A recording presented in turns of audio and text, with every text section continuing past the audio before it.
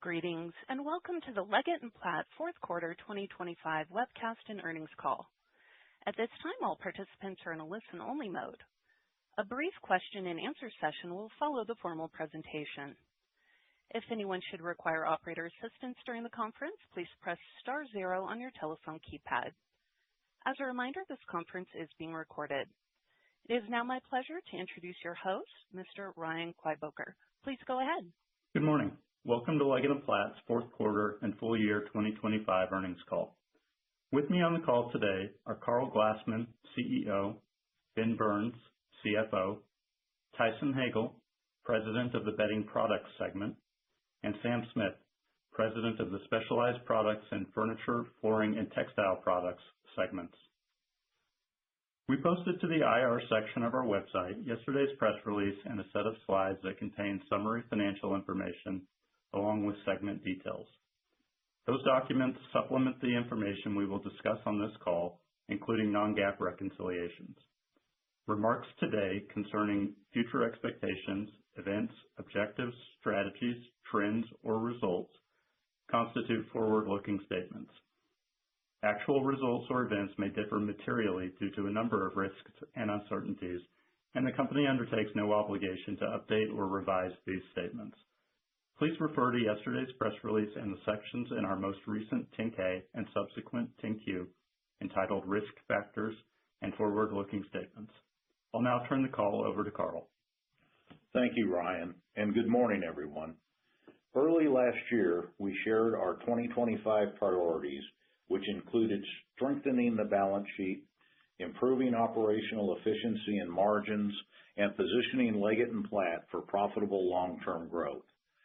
Thanks to the tremendous efforts by our teams, we delivered on those priorities and made significant progress to position the business to accelerate when residential end markets turn. We have substantially completed the restructuring plan we launched in early 2024, reflecting strong execution and disciplined follow-through. The actions taken over the past 2 years delivered greater EBIT benefit at lower costs than originally expected. These improvements are sustainable, and we expect they will contribute to improved profitability and cash flow generation, which will allow us to reinvest in growth and return capital to our shareholders. Although the 2024 restructuring plan is essentially complete, we continue to identify opportunities to improve our cost structure and enhance profitability across our businesses.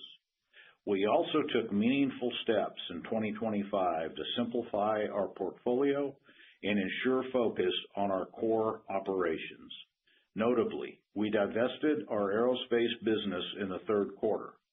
After-tax proceeds from that transaction were used to retire our outstanding commercial paper and accelerate our deleveraging efforts, moving us meaningfully closer to our long-term leverage target of 2 times. Our teams also did outstanding work in 2025 to further strengthen our foundation for long-term profitable growth. A few highlights include the continued growth of our semi-finished products, particularly EcoBase and pre-foam encased comfort core and bedding products. We also made significant progress on filling key roles to expand our competencies, especially in specialty foam, where we are working to diversify and expand the customer base. Automotive made progress in building our innovation pipeline and establishing greater intimacy with our OEM and Tier 1 customers to strengthen our position in seating comfort and in-car motion systems. Our home furniture team opened a facility in Vietnam to better serve our customers who have relocated to this growing region of furniture production, and in textiles, we have continued to penetrate new specialty markets such as medical nonwovens, where we are poised to introduce additional new products in 2026. Our Geo Components team saw growth in our retail business, where we continue to gain share at major home improvement retailers. As we turn to demand trends and expectations for 2026, our residential markets, which account for roughly half of the company's revenue, remain in a multi-year depression, with demand well below average cycle levels. While we cannot predict the timing of demand recovery, we are confident that we are well positioned to capitalize on the incremental volume when it materializes. In bedding, trade rod and wire sales benefited from metal margin expansion and strong domestic demand last year, while our mattress-related businesses faced another year of soft demand in addition to specific customer challenges. We believe the U.S. mattress market was down low single digits in 2025. Domestic production was down high single digits, but second half performance improved after a tough start to the year. Demand in our bedding product segment is expected to be down low single digits in 2026 due to volume declines in adjustable bed and specialty foam as we lap customer program changes that began in 2025. However, U.S. Spring is anticipated to perform in line with the U.S. mattress market and domestic production, which we expect to both be flat to up low single digits in 2026. In the specialized segment, we expect automotive volume in 2026 to reflect the impacts of a challenging industry backdrop. In North America, demand faces inflationary pressures as automakers seek to recoup a portion of tariff-related cost. Exports from China are expected to continue pressure multinational OEMs in Europe, especially as the Chinese EV manufacturers face near-term demand headwinds in their domestic market. Overall, these dynamics support our expectation to perform in line with broader market trends from down 1% to 2% as we balance regional pressures with disciplined execution across the business. Excluding aerospace, our 2026 specialized product segment comparable sales are expected to be flat to slightly above 2025. Anticipated currency benefits are expected to offset the effects of lower volume and pricing year-over-year in both automotive and hydraulic cylinders. In our furniture, flooring, and textile product segment, we saw continued soft demand in our residential-focused businesses, home furniture and flooring, while work furniture and textiles saw modest growth year-over-year.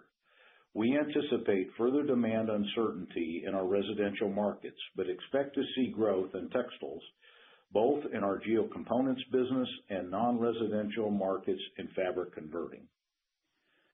As we move through 2026, we will continue to prioritize balance sheet strength, operational efficiency and margin improvement, and build on the progress we've made over the last couple of years to position the company for profitable long-term growth. In bedding, we will focus on diversifying our customer base in specialty foam, further integrating our foam and innerspring capabilities while growing component content and improving our ability to support the omnichannel needs of our bedding customers.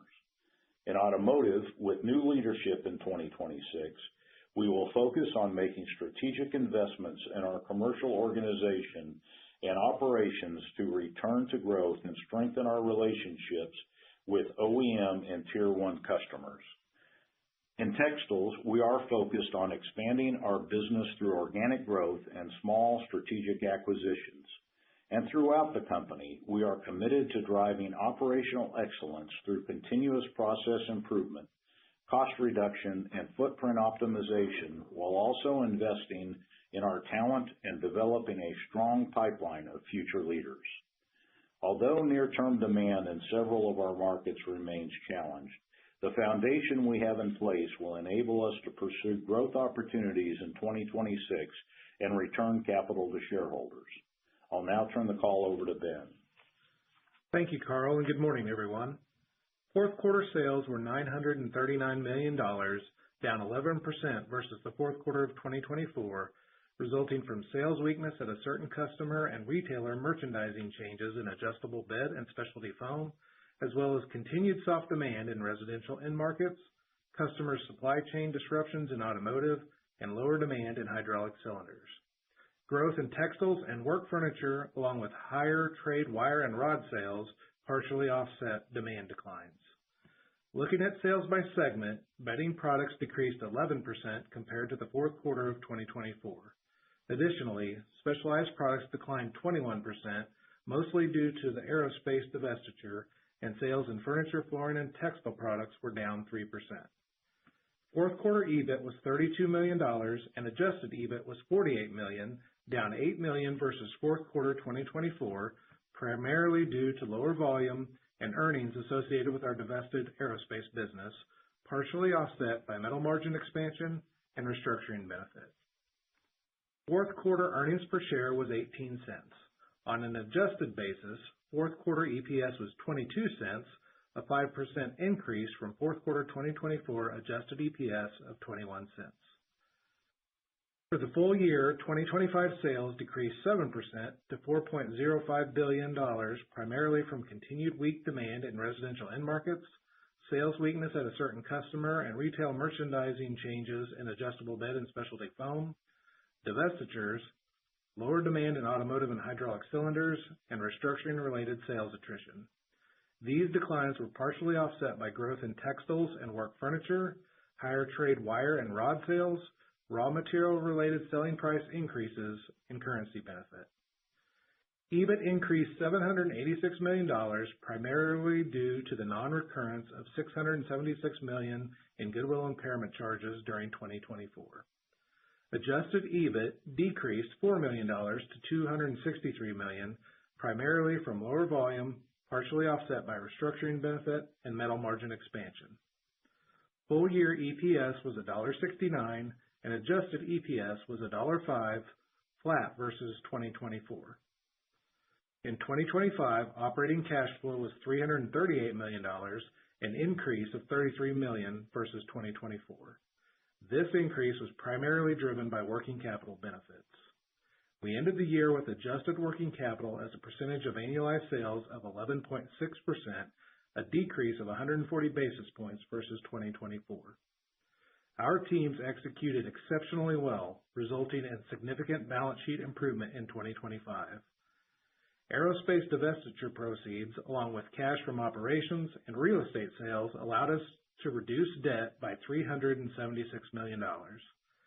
Our net debt to adjusted EBITDA decreased from 3.8 times to 2.4 times by the end of the year, bringing us significantly closer to our long-term leverage target of 2 times. As we move into 2026, we expect to use most of our excess cash flow to reduce net debt while also pursuing opportunities for share repurchases and small strategic acquisitions as conditions allow. Our long-term priorities for uses of cash remain consistent: funding organic growth, funding strategic acquisitions, and returning cash to shareholders through share repurchases and dividends. As Carl mentioned earlier, we have substantially completed the restructuring plan in 2025 and significantly exceeded our original expectations.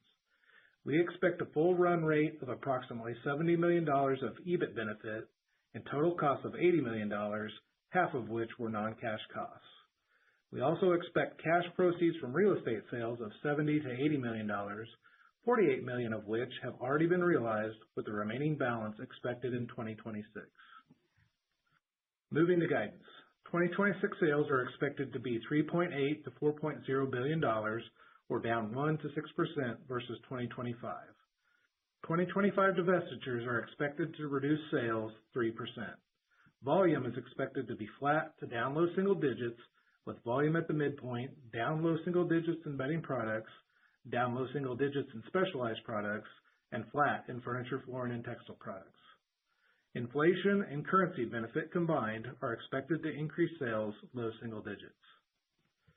2026 earnings per share are expected to be 92 cents to $1.38, including approximately 2 to 11 cents per share impact from restructuring costs, primarily related to cost improvement and footprint optimization opportunities identified across the company that are currently being evaluated, 5 to 8 cents per share impact from costs associated with the unsolicited offer from Somni Group, and an 11 to 25 cents per share gain from sales of real estate. Full year adjusted earnings per share are expected to be $1 to $1.20. The midpoint reflects operational efficiency improvements, disciplined cost management, favorable product mix, and full-year benefit of metal margin expansion that started in Q2 2025, partially offset by lower volume. We expect normal seasonality in our 2026 results, with lower sales and earnings in the first and fourth quarters. Based upon this guidance framework, our 2026 full-year adjusted EBIT margin range is expected to be 6.3% to 7.0%. Cash from operations is expected to be $225 to $275 million in 2026. While we do not anticipate a benefit from working capital this year, we will continue to have a sharp focus on cash flow generation. Our CapEx is expected to be $100 to $115 million in 2026. The increase versus last year is due to the timing of some initiatives being pushed from 2025 into 2026 and the replacement of equipment lost in a storage facility fire within our bedding segment. With that, I'll turn the call back over to Karl for final remarks. Thank you, Ben. In closing, I want to thank our employees around the globe for your efforts in transforming the company in 2025. Together, we executed our restructuring plan, strengthened our balance sheet, and positioned Leggett Platt for long-term success.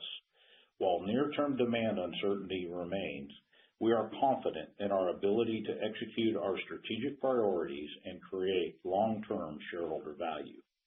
Before we begin Q&A, I want to acknowledge the current discussions between Leggett Platt and Somnigroup. As we announced in January, we have entered into a customary non-disclosure agreement and 6-month standstill. We do not intend to make any further public comments and will not be answering any questions related to these discussions on this call. With that, operator, we're ready for Q&A. Thank you. We will now be conducting a question and answer session. If you would like to ask a question, please press star 1 on your telephone keypad. A confirmation tone will indicate your line is in the question queue. You may press star 2 if you would like to remove your question from the queue. For participants using speaker equipment, it may be necessary to pick up your handset before pressing the star keys. And one moment, please, while we poll for questions.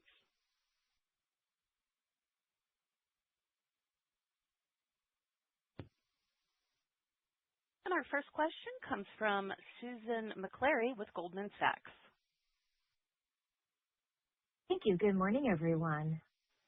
Good morning, Susan. My first question is on the restructuring. It's nice to see how those efforts are coming together, even with all the headwinds that you're still facing. Can you talk about how they are coming through to the various segment margins in last year, what we should expect for this year? And then you also mentioned, Karl, that you're looking at additional ways to further improve the cost structure and enhance the margins. Can you talk about where you're seeing perhaps some of those additional opportunities and what they could mean over time?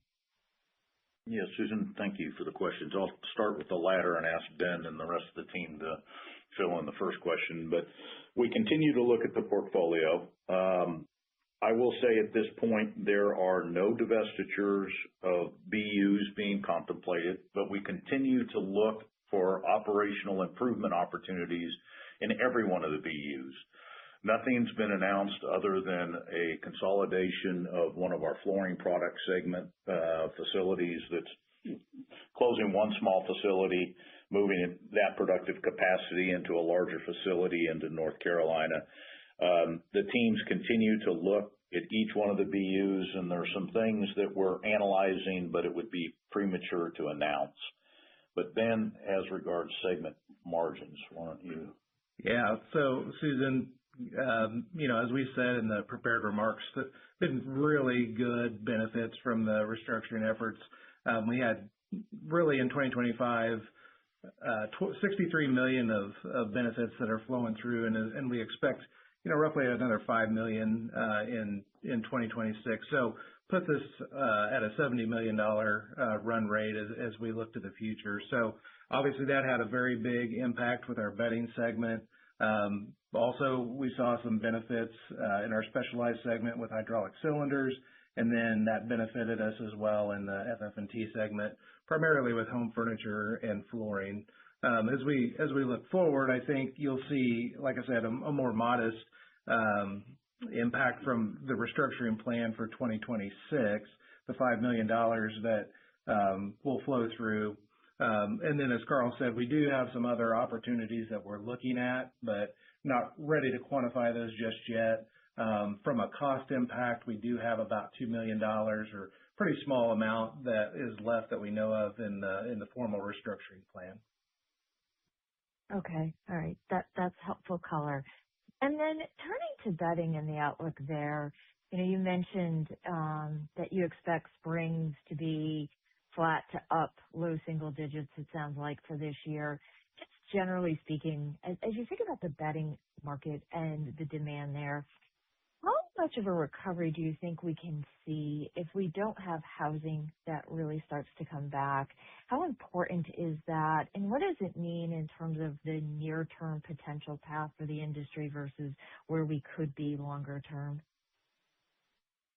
Yes, Susan, great questions. I'll ask Tyson to answer all of that. I do want to remind you and the rest of the investors that there is no expectation of macro market recovery in our 2026 forecast. We'd like to see it. We've been guilty, as have some others, of forecasting a strong back half. We're not doing that. So to the degree that in fact takes place, it would be upside to the midpoint of our guidance. But Tyson, why don't you unravel bedding? Sure. Good morning, Susan. And I agree with Carl. We've definitely been tired of just hoping that a recovery's coming. And you mentioned one of the big macro factors being housing and the continued headwind that we face there. But that's a big one. Obviously, it's not the only one. Generally, consumer confidence and how people are feeling about discretionary purchases is a big deal.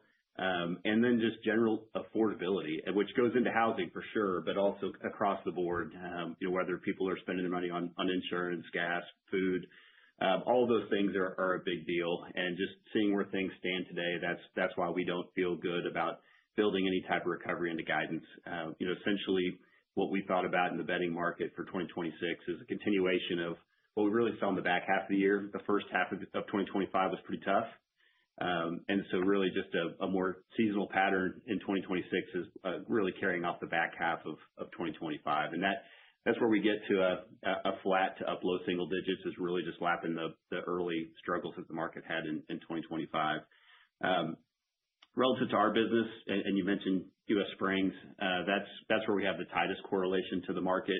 And we've had some ups and downs through 2025 and in prior years relative to our performance against the market. And I think we talked about this in the third quarter, but it's true for us and our customer base. Performance is mixed across the industry, and we still see a lot of choppiness. We were impacted in the fourth quarter, and we've had some other periods where this has happened as well, where we've had some consolidations happen, and we had one at the beginning of the fourth quarter that was related to some financial distress with one of our partners, and that was the biggest impact that we had in U.S. Spring versus the market. But generally, and we saw this in the second and third quarter, we've closed the gap and have been performing pretty close to market. And we feel good about in 2026, where we've had some content gains and have some more coming as we've had more products introduced and some of our comfort products and comfort layers. And we think that helps us manage our business along with the rest of the market. Okay. That's great color. And then I'm going to squeeze one more in, which is for Ben. Can you just run through the guide for the segments for this year in terms of the revenue and the margins for each one of them? Yeah, sure thing, Susan. So from a bedding perspective, we would expect net trade sales and volume to both be down low single digits, with margins up 150 basis points.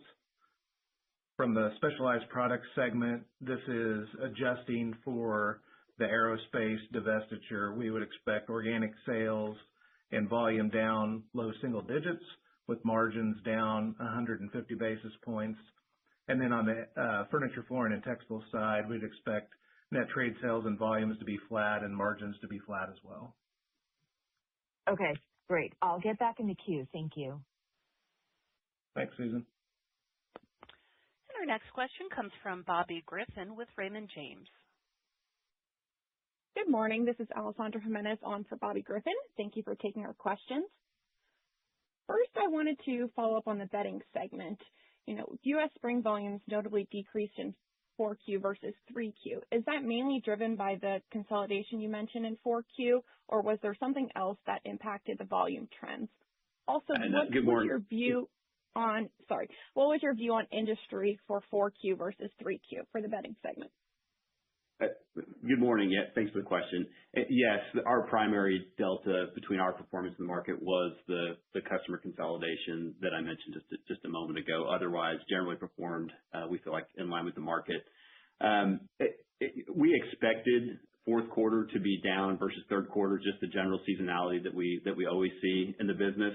And also just a reminder that we had a tough comparison against last year fourth quarter. There was a pretty strong run-up post-election in the market, so it was a little bit of a tougher comparison against the fourth quarter of last year. But overall, we saw the normal sequential decline in the fourth quarter versus the third quarter.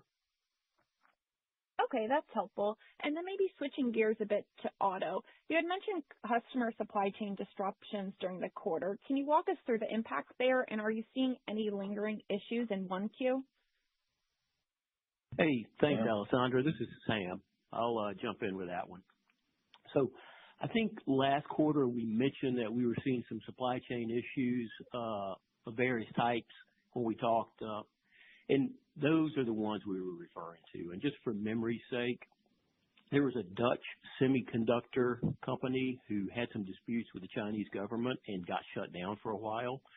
That caused the largest and most widespread customer impacts, and when our customers were impacted, it just rolled back to us. On top of that, in North America, there was an aluminum manufacturer that had a fire and had to shut its production. That hurt a few customers here. And then over in Europe, there were a couple of very specific customer issues. One of the OEMs got hit by a cyber attack, and it was shut down. All of its factories were shut down for several weeks. And then another OEM found themselves long on inventory and had to shut a few plants for a little while. And, our team did just a really good job working together with our customers to manage through all those issues, and all those issues that we faced last quarter are really behind us now. Okay, that's very helpful. Thank you for the color. And then finally, I wanted to talk on capital allocation. We are pleased to see debt tick down again this quarter. With the rest of the debt kind of well-termed out, can you refresh us on your capital allocation priorities? Is the goal to get to that 2 times leverage to get there on EBITDA growth, or continue to build the cash balance? Yeah, Alexandra, take that and then jump in at any time. But you'll remember our long-term priorities, as Ben said in the prepared remarks, are the same. Fund organic growth, which I'm proud to say that we're starting to see some green shoots there, moving a little bit from defense to offense, and we can walk through all those areas of opportunity. Small strategic complementary acquisitions, and then return the excess to the shareholders via either repurchases or dividends. But in the near term, the goal is to move closer to the 2 times leverage target. So we think probably conservatively we'll be there by the end of this calendar year. We'll continue to move toward it. We'll update you as we make that progress. You'll remember that the first quarter typically is a use of cash, just as we rebuild working capital for the normal seasonality of the businesses. So we'll continue to update you, but near term, the goal is to move closer to the 2 times leverage metric. Okay, perfect. Thank you, and best of luck here in 2026. Yeah, thank you. And again, that is star 1 if you'd like to ask a question. We'll go next to Keith Hughes with Truist Securities. Thank you. I also have a question on bedding. It seems implied in your guidance that some of these customer disruptions are going to be ending. Are you anniversarying those as we head into 2026? Morning, Keith. This is Tyson. Yes, the bulk of that we would lap early in the year. And there's always it's hard to forecast those things. There's always the chance that we have some other things like that pop up. Just hard to estimate that. And on the flip side, we see some balance on things that could be opportunities for additional volume gains on the other side of it. But balancing it out, for the midpoint of our guidance, we left the spring business flat. It appears that would be some disruptions at some retailers as well as some wholesale manufacturers. Is that correct? It's not just That's correct. Yeah, that's correct. Okay. And then I guess a question for Carl, as a little historical perspective on mattress sales. The last 3 or 4 years have been just so difficult for the industry. Have you ever seen anything like this in your career, anything approached like this in your career? And I think you talked about affordability, but what do you think is the issue for the entire industry in terms of getting these sales going? Keith, you know you've been around a long time when you get asked a question from a historical perspective. Well, I'm glad you're old, but I didn't want to say that. As a matter of fact, once again, you're accurate. No, I've never seen anything like this.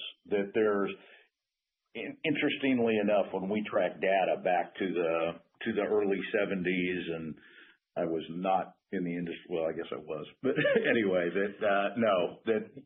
typically in any kind of macroeconomic step down, bedding goes into the cycle first and comes out of it earliest. So if there's, even in the Great Recession, so you had there 2.5 years of softness, you saw real strength coming back out of it. And it was a leading indicator of recovery. So we've never seen anything of this duration, this magnitude.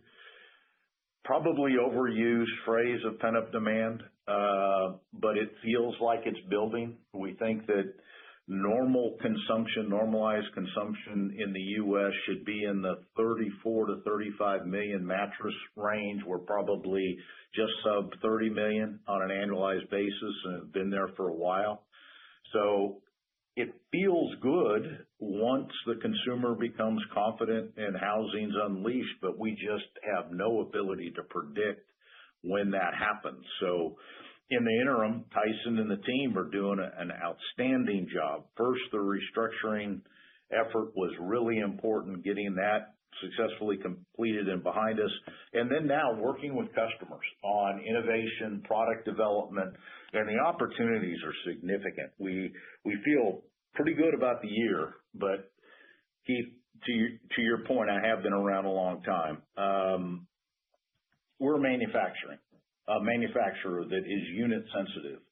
When additional volume goes through these assets that are now right-sized via restructuring, it will get really good really quick through a value chain that starts at a steel mill, walks through a wire mill, and then into a spring plant.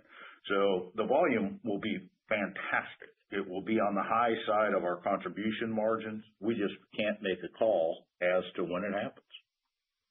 Yeah, no one can, I think, at this point. All right, thank you very much. You're welcome. And moving on to Peter Keith with Piper Sandler. Hi, this is Alexia Morgan on for Peter Keith. Thanks for taking our question. Maybe to start, regarding the 2026 EPS growth drivers in your guidance, can you elaborate on what the favorable sales mix driver is? And then as for metal margin expansion, how should we assume metal margin, or should we assume that metal margin will be a benefit for all of 2026 or just concentrated to Q1?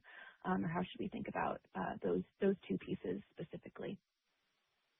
Sure. Good morning. This is Tyson. I'll handle the bedding pieces first and hand it back to Ben for any others. But on your question about metal margin, yes, we've assumed continuation of the steel economics that we saw in the third and fourth quarter really carrying out through the full year at this point. Just based off the data that we've looked at, that's our best estimate, so we'd have the full year metal margin impact through 2026. In terms of mix and bedding, both from trade, rod, and wire, which we also saw the tailwinds of that in the back half of 2025, but then also improving mix within our U.S. spring business. Yeah, and then I just add on, we've got some operational efficiency improvements that'll help us, mostly from a bedding perspective, from a margin and EPS perspective. And then like I said earlier, we'll have a little bit of additional restructuring benefit that'll flow through that'll also contribute to the higher EPS at the midpoint. Okay, thank you. And then next, how should we think about organic growth assumptions by segment, by quarter? Does guidance assume any business segment sees improvement in sales trend as the year progresses, or is it pretty steady throughout the year? Yeah, I would say we would typically see our normal seasonality that really flows through. First quarter and fourth quarter are generally lower, and then second and third quarter are stronger. But I think as we think about organic growth over the course of the year, generally pretty ratable. Okay, thank you. And then lastly, can you discuss your view on mattress industry trends for Q1, like any early reads you have quarter to date? And then looking longer term, can you elaborate on growth drivers for the bedding segment specifically, and when you expect those to start to contribute? Sure. I'll jump in on the first part.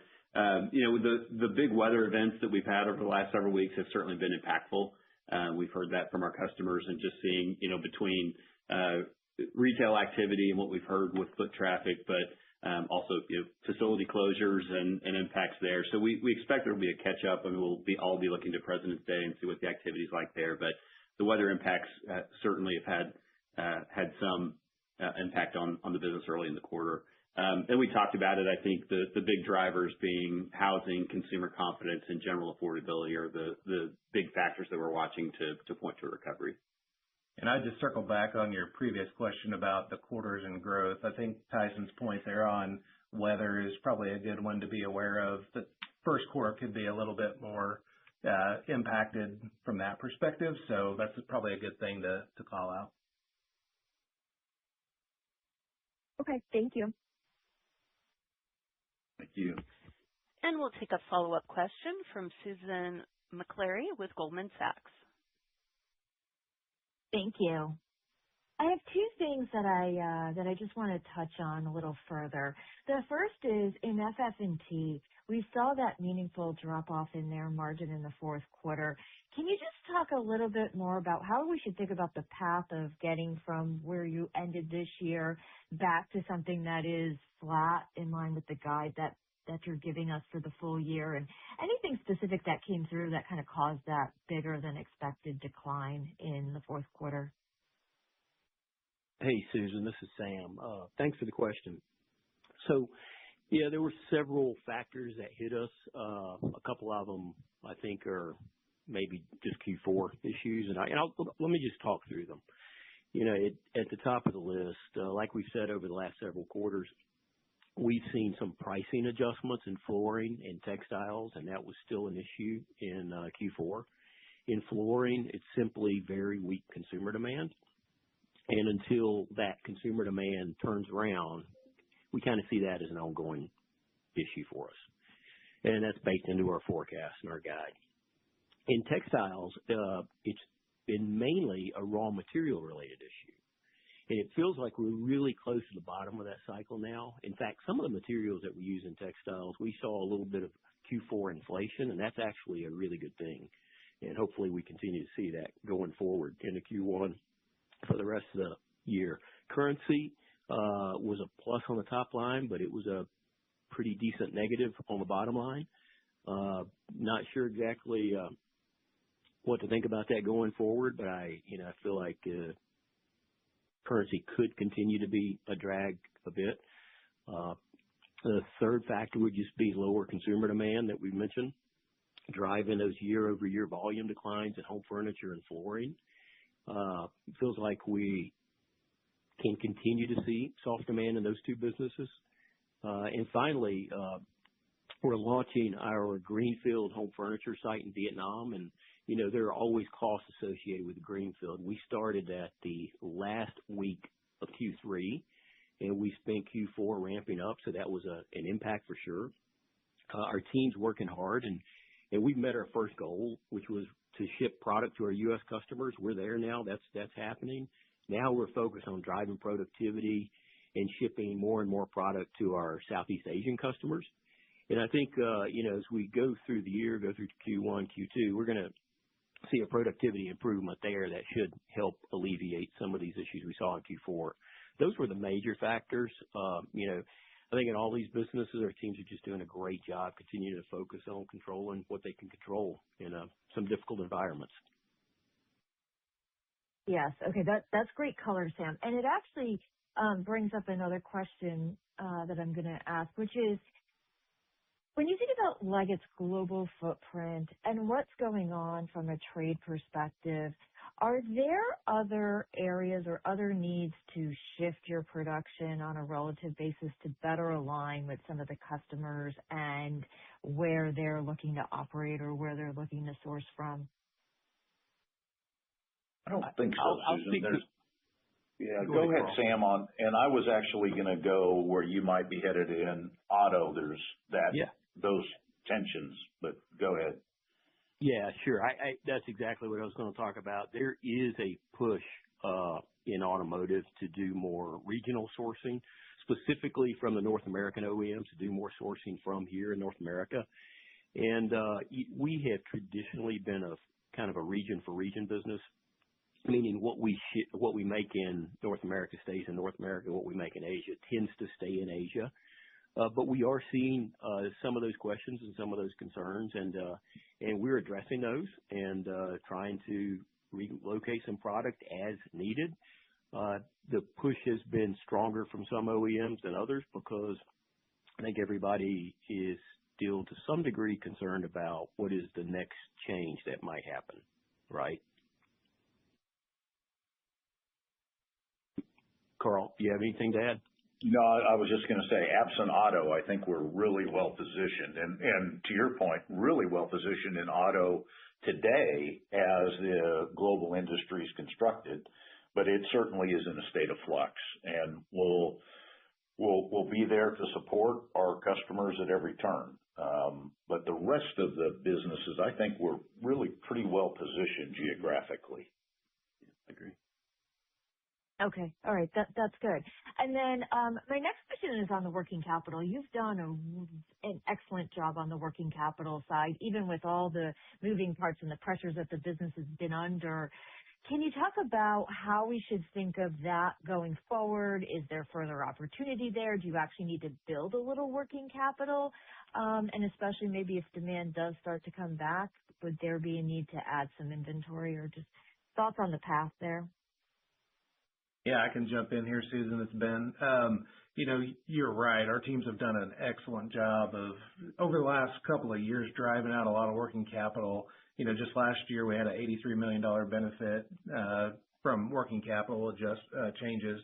So I think we're in a really good spot. We ended the year at 11.6% percent of sales. As we move forward, we're not anticipating any working capital benefit in 2026, maybe a slight use of cash as we kind of work through the year. But if you think about it, our sales have been coming down the last couple of years, but our guide for 2026 is really more flat, especially as you adjust out aerospace. So I think there's probably less opportunity, but we'll be really focused on it, of course. And then as sales growth comes, we would look to hold that percentage of sales mark and manage it tightly there, but I think we would have, some investment as sales grow. Okay. All right. That's good. I will end it there. Thank you guys for all the time. Thank you. Thank you. There are no further questions at this time. I would like to turn the floor back over to Ryan Kleiboeker for closing comments. Thank you, Carrie, and thank you everyone for joining us. We appreciate your time today and your interest in Leggett & Platt. Take care. And this concludes today's teleconference. You may disconnect your lines at this time. Thank you for your participation.